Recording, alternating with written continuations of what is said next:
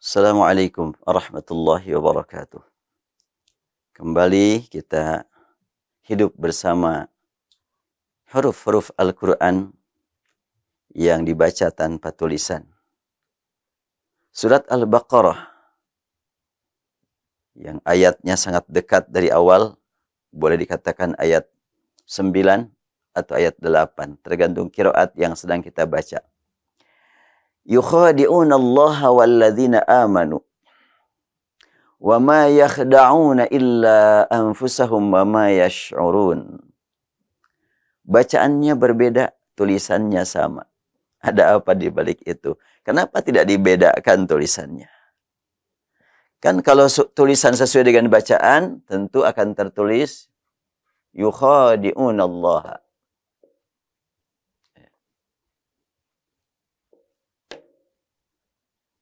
Ini nggak ada, alifnya nggak ada. Yukhadi'una Allah walladzina amanu wa ma yukhadi'una illa anfusahum wa ma yash'urun. Qiraat Nafi dan Ibnu Katsir dan juga Abu Amrin. Yang lain membaca wa ma yakhda'una.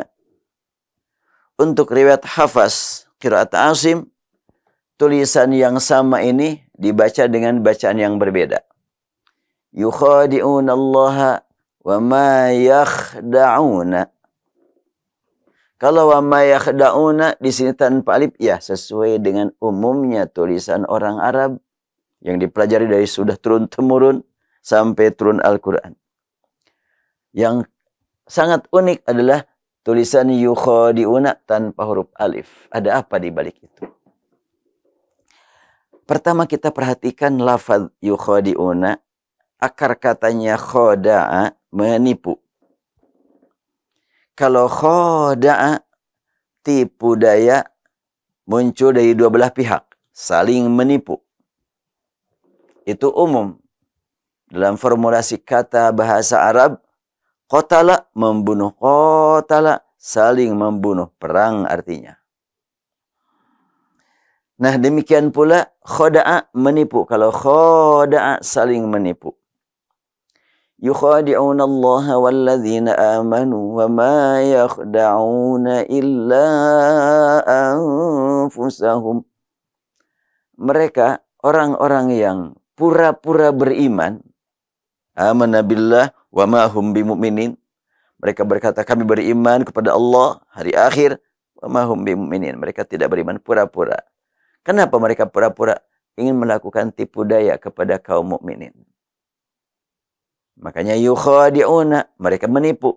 Tetapi kenapa tidak yakhda'una Allah, tapi yukhadi'una Allah?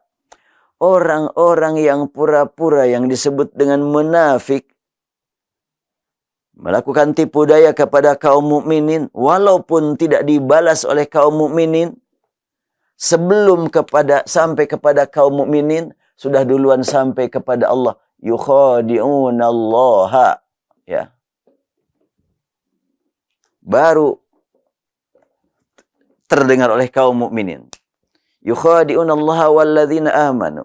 Mereka menipu Allah. Ya tak mungkin mereka mampu menipu Allah. Ketika mereka terus melakukan tipu daya, maka tipu daya tersebut sudah berbalik akibatnya kepada mereka.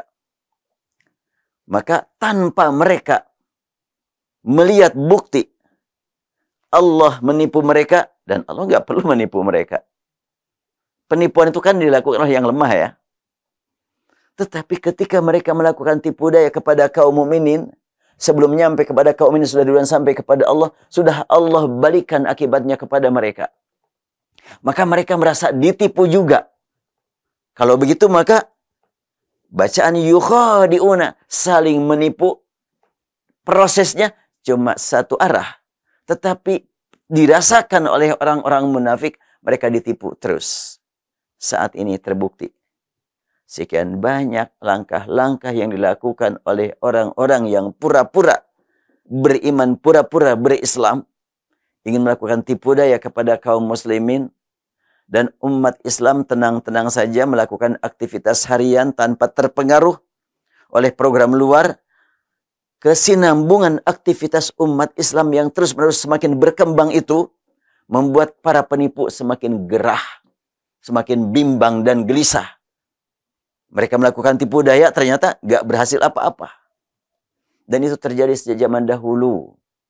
Penyebaran fitnah di tanah air kita diarahkan kepada kaum muslimin, terus-menerus tidak ada henti-hentinya. Tapi ternyata umat Islam terus jalan ya. Pesantren terus berkembang. 50 tahun yang lalu, orang berjilbab masih susah, masih bisa dihitung dengan jari. 40 tahun yang lalu demikian pula. Belakangan ya subhanallah semakin berkembang, sampai para pejabat tinggi jilbabnya rapi-rapi. Dulu jarang. Ini adalah, padahal mereka dulu pernah berjuang untuk supaya menekan terus. Gak boleh umat Islam pakai jilbab rapi. Bahkan mungkin seorang pahlawan wanita disebarluaskan gambarnya tanpa jilbab. Padahal ternyata dengan tampilan berita dari berita yang lain itu berjilbab rapih itu. Umpamanya, wallahu alam, saya tidak bertemu dengan mereka kan. Cut Nyadin, kemudian Kartini itu pakai jilbab rapih itu. Tapi ya gambar yang tersebar kan enggak. Ya enggak, masalah itu masih sejarah lah. Buku sejarah bukan syariat, bukan sumber dalil, tetapi bahan bacaan buat kita. Belum selesai pembahasan yukhadi'una. InsyaAllah kita lanjutkan pada episode berikutnya. Assalamualaikum warahmatullahi wabarakatuh.